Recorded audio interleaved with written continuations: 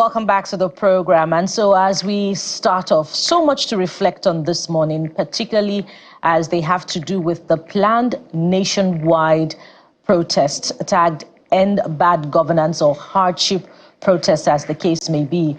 And it's important to, view this protest against the backdrop of government's disposition towards it, security agents' disposition towards it, and what may likely play out on August the 1st. So joining us to have that conversation this morning, we have the Special Assistant to the President on Public Affairs, Mr. Aliyu Audu. He joins us from our Abuja studio. Good morning and welcome to the program. Good morning. Thank you for having me. Good morning, Nigerians. Yes, indeed. It's good to have you. So starting from what has played out in the last 48 hours or so, we've seen visits to the villa by groups from religious organizations, from traditional institutions, and much of the sentiment emanating from them would be they're suing for peace, appealing for patience, for the government policies to mature.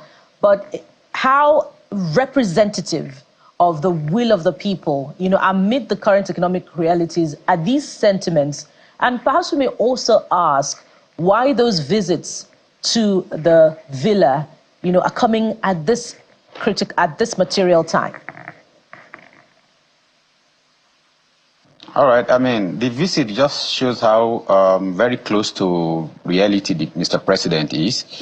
It's the president that listens. I mean, as much as over the decades, a lot of Nigerians have had reasons to think that the gap between the people and the government is so widened that the government officials are usually disconnected from reality. It is not so.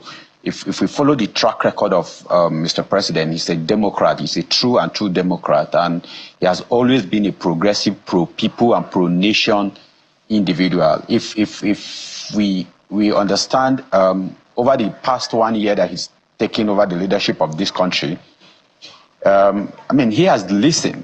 There are a number of decisions he's made, and when faced with superior argument, he's had to rescind some of those decisions, review them, and it shows clearly that he's a people's leader. He listened. However, our current challenges, it's such that it didn't start last year. It didn't start a couple of years from now. We've had these issues for decades, but at some point we are going to have to make the decision as to how we want to be governed, and the bold reforms that he has taken are in the right direction as to how to ensure that, every single Nigerian is taken into account, when the running of this country, matter, when running of this country is being, discussed or put in place. But Mr. Audu, one might ask if those visits are at the behest of the government such that they can prevail on the people, on young people, and on the generality of Nigerians not to embark on protests, and not necessarily because the visits were intended for other purposes. Yes, of course. The way the leadership system in Nigeria is structured, we have the traditional leadership, then we have the different tiers of government. Then, we have leadership at different levels. And the one way to communicate effectively to the people is to ensure that whatever information is being passed across is passed across every tier, every set of this leadership level in such a way that we are listening to one another. We are not talking on one another. We hear the people, the traditional leaders, for instance, like they said when they met with Mr. President yesterday, is that they are closer to the people. They have come with their information as to how the people feel. I mean, if Nigerians feel before that their words or their concern are not getting to Mr. President, such visit is a confirmation that they do get to Mr. President. And Mr. President, in return, has explained to the traditional leaders exactly why and what he is doing and why he is doing that. And again, still suing for patience. I mean, it's it's very easy for Nigeria to not want to pay attention to that, because over the years we've heard about this patient from successive governments in the past, but this is different. The policies that Mr. President have come up with, the reforms are essential to reposition our country, are essential to stop the bleed, are essential to stop us from going into bankruptcy. And the signs are there that that these policies are right and are making the right result, and we can see that there's light at the end of the tunnel. I mean, we are doing that bend, and in no time the result will start coming, you know, and it will touch the lives of average Nigeria. So such visit, you know, it's essential, because there is a continuous need to remind the people that the government does not exist if not for the people. And the only way to keep talking is not, I mean, the president will speak via media, but it's equally important that he speak through the other level of leadership in the society, so that they go back to their various communities and pass on the information from president, and as they have brought in information from the people. So we are on the same page. At this point, what we need is to put our heads together, just like the information minister has said. It's a family matter. Election is long gone. I mean, the competitive nature of election pitches us against one another because of political interest or ideological differences when there are. But in terms of governance, we are a single pool.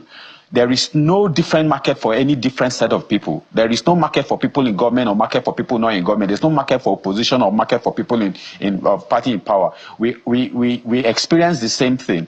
And if we are to succeed together, we are going to have to collaborate. We are going to have to work, explain, you know, from both sides what the government is doing at all times, and listen to what the people are saying and make them understand and get them to key into the initiative of Mr. President and see how quickly, you know, we can turn around this our situation and, you know, build ourselves a nation that we'll all be proud of. All right, Mr. Aldo, a couple of questions. First off, there are concerns as to how government is diagnosing this problem. One of the things you have also mentioned is the fact that it's a family matter. And sometimes it just tickles the sensitivity of Nigerians when the political class, especially those in power, are mostly maybe rushed to conclude that this is politically motivated. And I'll tell you why I'm asking you this question. First, 2 days ago, we had a gentleman here who had, was it diabetes? Yes, he had diabetes. And he was explaining to us he used to buy his drugs for 3,000 naira. And he needs those drugs 3 times in a month. Today, he buys it for 22,000 naira. That's over 600% hike.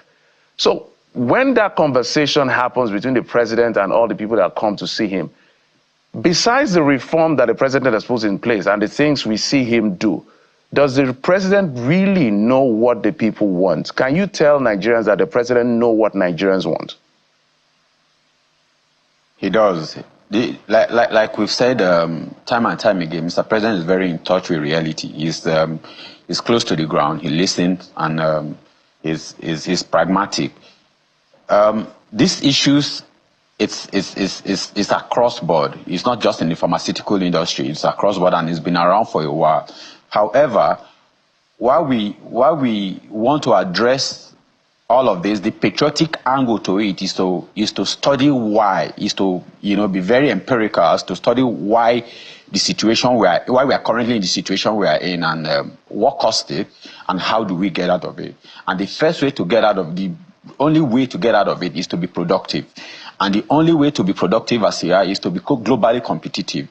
Over the years, over the decades, we agreed that perhaps maybe before the 1966 coup, we haven't really been managed, you know, at macroeconomic level as a nation in a way that we are globally competitive.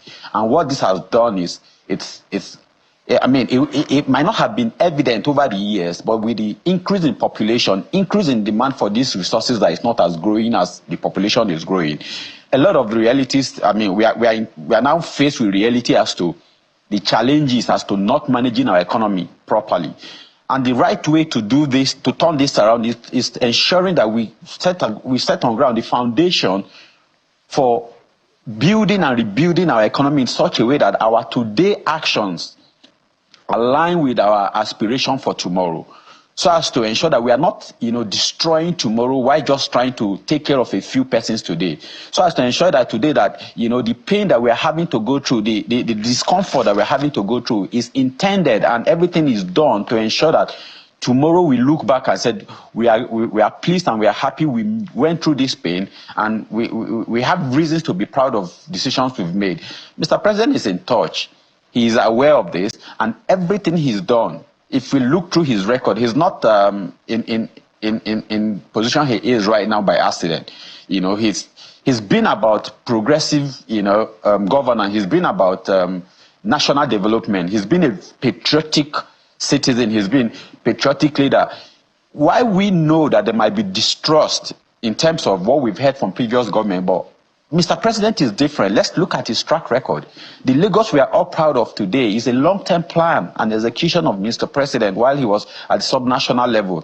I mean, there are a lot of projects that are coming to light today that he had envisioned way back as many as 20, 21, 23 years ago. And, it's not going to have to take that long for us to get to where we are, where we ought to be, but it's going to have to take time, and that's the part we need to understand. Mr. Aide, there's a question I always ask people like you who are in government that I have not gotten an answer. Maybe this morning you give us an answer. When you say we will get the results we're looking for, what is this result? So let me play the numbers for you, and I'm sure you are familiar with it. Our inflation is 40% at food level, 15% higher than in METIT.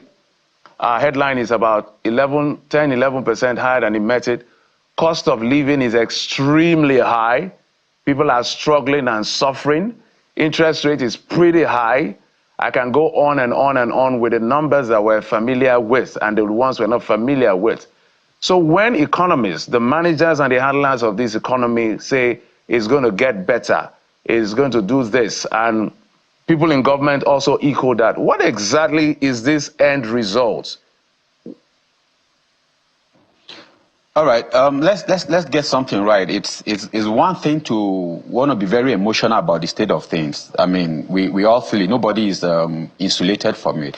But the other thing is we need to be scientific. We need to be very pragmatic as to what our problems are and how we're going to solve it. And we need to have a common vision as to where we want the country to be.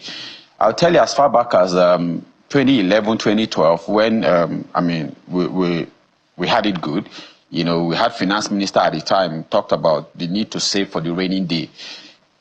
I think our population was about 180 million thereabout, but then we had about 112 million living under the poverty line. As we speak today, we have about 133 in multidimensional poverty. My point is, we have always had these problems. There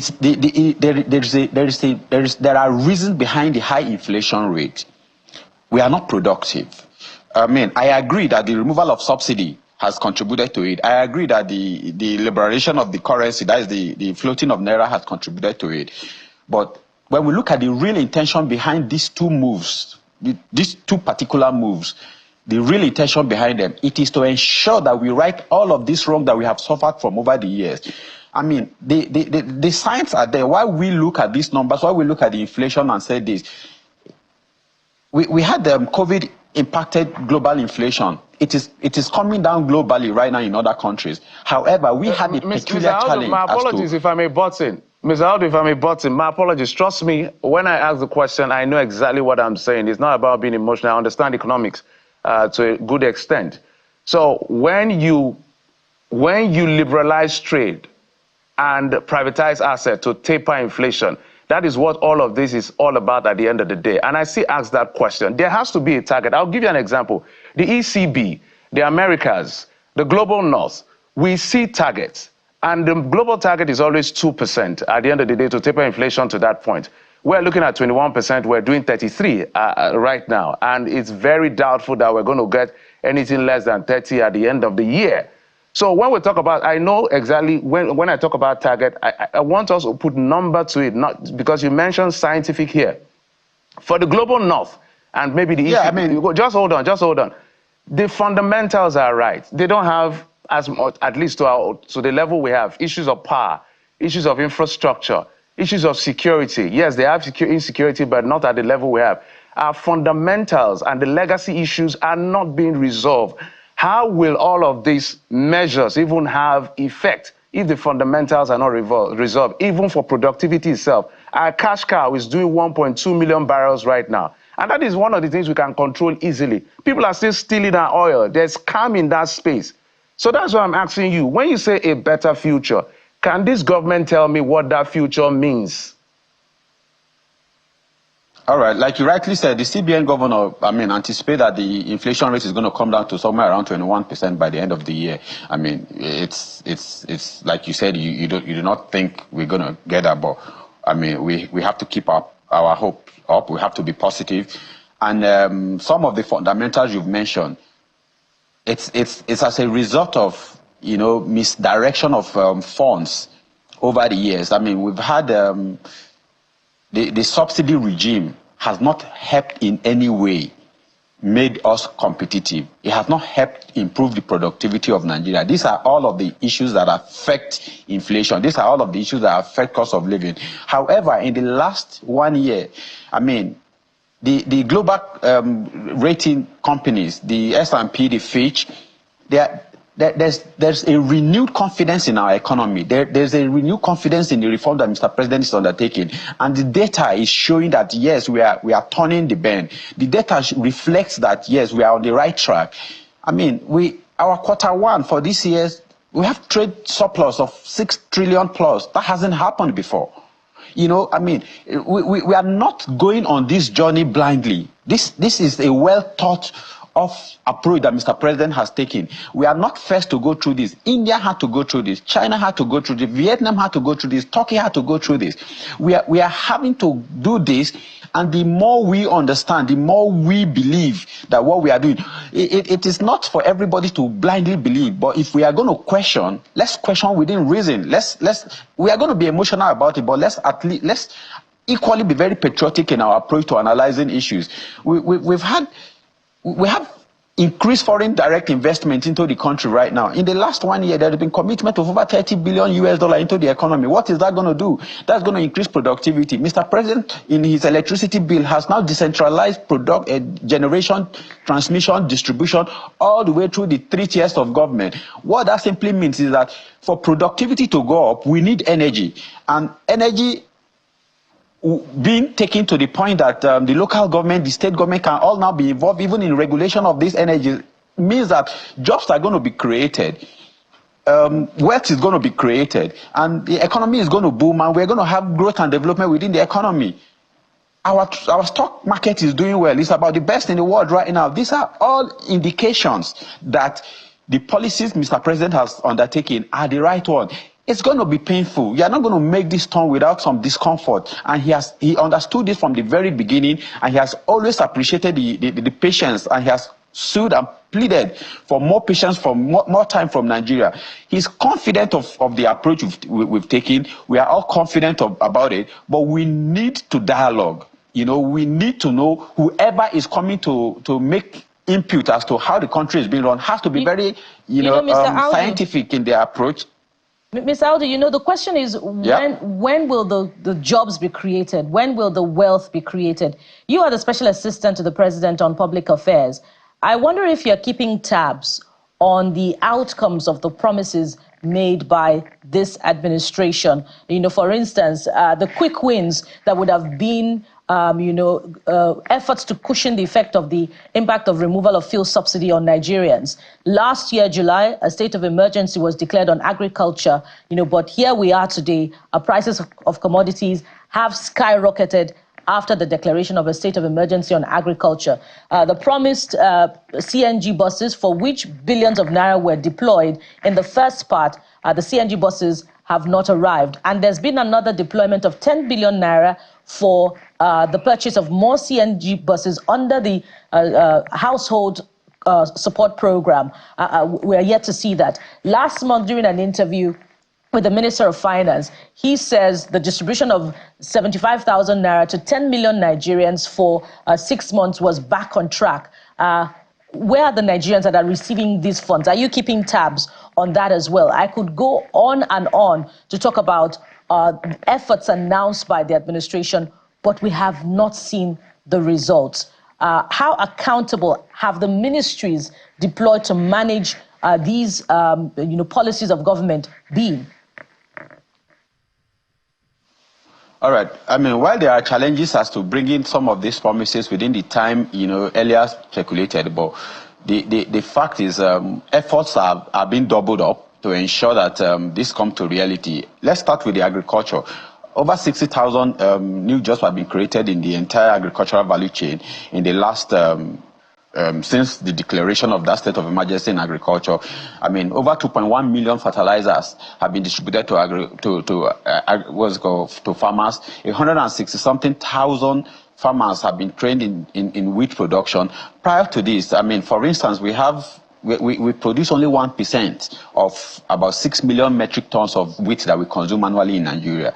But with the dry season farming, with the round-the-year green imperative program of Mr. President, there's been an increase in agricultural production. I mean, it's going to take a little time for harvest to come in, and the entire investment in the agriculture, I mean, the 100 billion Naira investment in the National Agricultural Development Fund, is to ensure that the entire value chain in agriculture is being looked at from planting. The seedling, the high yielding seedling is being looked at. The research institute have been mandated to ensure that the farmers have available high yielding seedling. Then we talk about mechanized agriculture. What we've been doing is been subsistence farming.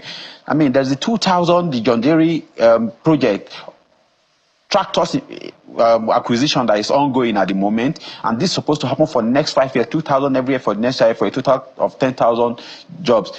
The grant you talk about, there's the 50,000 to nano traders. I mean, over 500,000 have gotten that. It's ongoing. Some of these processes are ongoing. Slow, yes, they are ongoing, but we must understand that there is the Nigerian culture as to how we've been used to doing things, and there's going to be slow.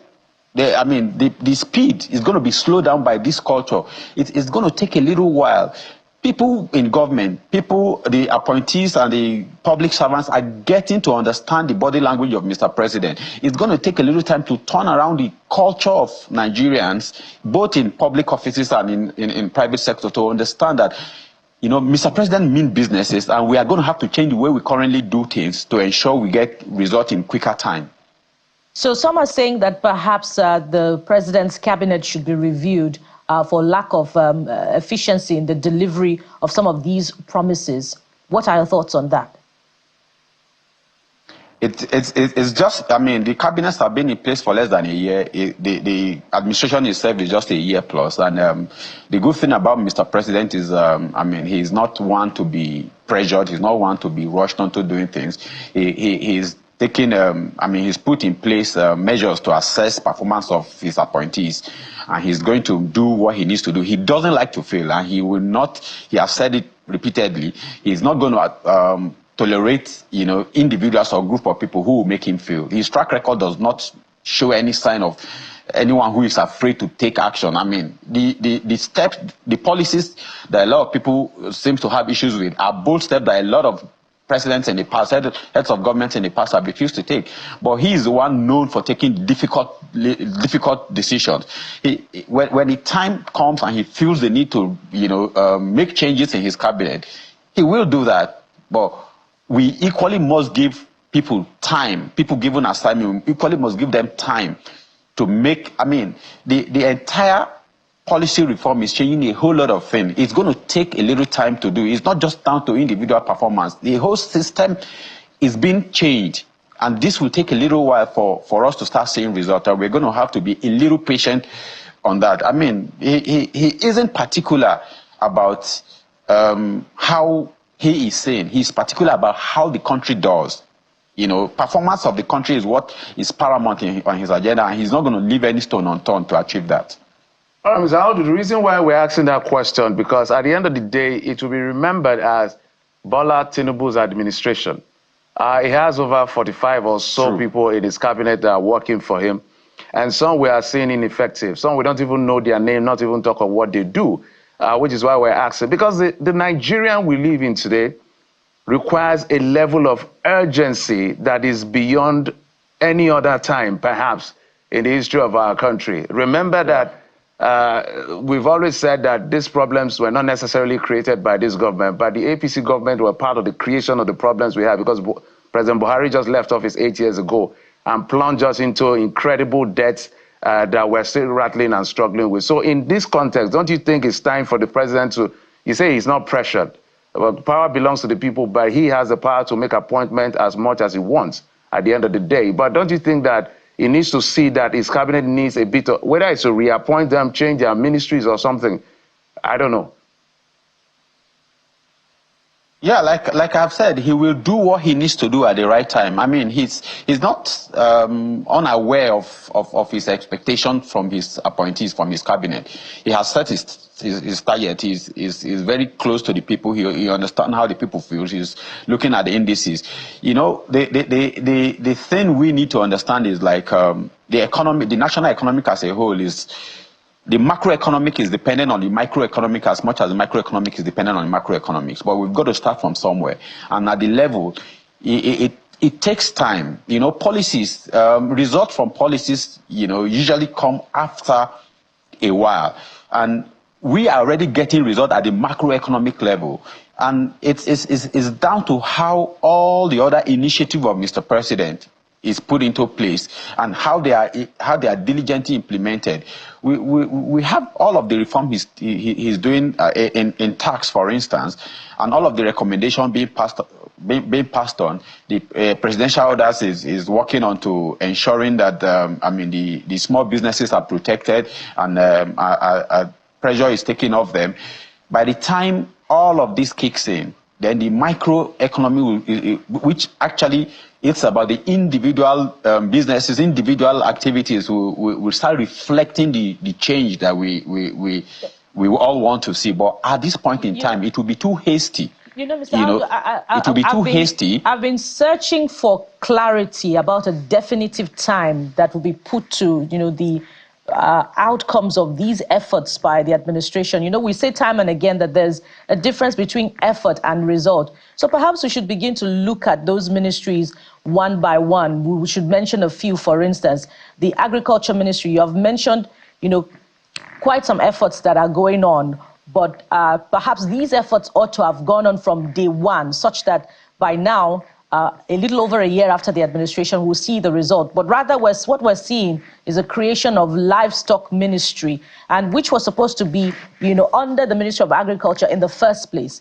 Isn't it an indictment on the Ministry of Agriculture for being unable to manage that aspect of the ministry? That's on the one hand. Where are the results in the Ministry of Marine and Blue Economy? And then the Humanitarian Affairs Ministry, who are we going to hold accountable for the seeming lack of accountability in the distribution of, you know, funds meant as palliatives to cushion the effect of the removal of fuel subsidy?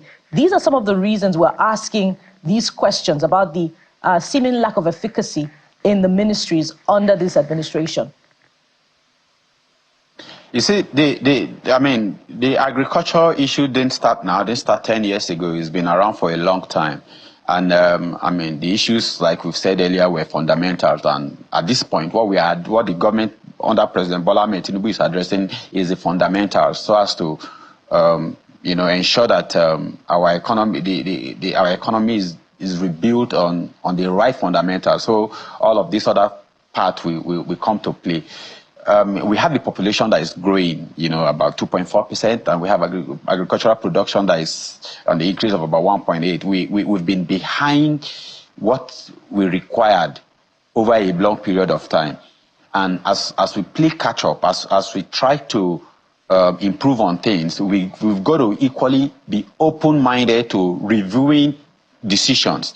You know, creation of the new Ministry of the Livestock Development Ministry isn't an indictment in any way about of agriculture. It's about ensuring that we have more, we pay more attention to critical issues, you know, that can bring us quick results. I mean, if we have more people working at the same time on different issues, the chances are that we are going to get results faster. You know, and it's gotten to a point where we mustn't really think that change in plans. I mean, if a system you want to achieve isn't giving you a result, the president is committed to consistently reviewing his action. He does not think he knows it, or he does not think his decision is final. I mean, reviewing some of these things he's done and ensuring that we get better results. The marine industry is recording the marine sector is recording some successes in that area. The humanitarian ministry is being reviewed, and activities there are ongoing at a level that it is behind what it used to be when we have a minister at the point. But there had been a reason why that ministry, since creation, has not given us the results that is expected. Those are the things that are being reviewed and ensure that when it comes back on board, we are able to get results in a quicker time and meet the expectation of Nigerians. All right, Mr. Aldo, so whatever is being said, Nigerians appear to be resolved to go on the streets on August the 1st. We're seeing messaging from the presidency, although it's a sad commentary when we look at what is coming from the presidency in terms of the discordant tone. On one hand, we've said that Mohammed Idris perhaps doing a great job of appealing to Nigerians on behalf of the president, though Nigerians would like to hear the president directly, not through proxies. On the other hand, Bayo Nanuga is busy calling names and hitting up the polity as perceived by a lot of people. So it's very confusing as to where the president stands on all of this. But the people appear to be very resolved that their personal reality, no matter what the macroeconomic numbers are, that you and I are very familiar with, as far as they were buying 1 naira now, they are buying 100 naira, the president is not working. Now the president has to sit up to solve the people's problem. If they are resolved to go on August the 1st, how will the government tackle this beyond all the rhetorics we're hearing? All right, the fact is the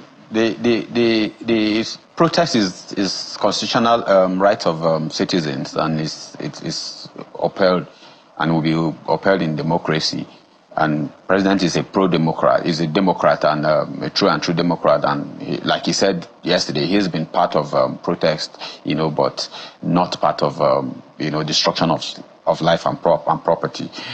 And if we want to be patriotic and be honest, the memories of the EndSARS protest, which was genuinely and well intended by people, but when it was hijacked and it took a wrong turn, many of us call our attention to those areas. These are the fears. I mean, the protests itself are not, any reason for the present government to be afraid of it, that.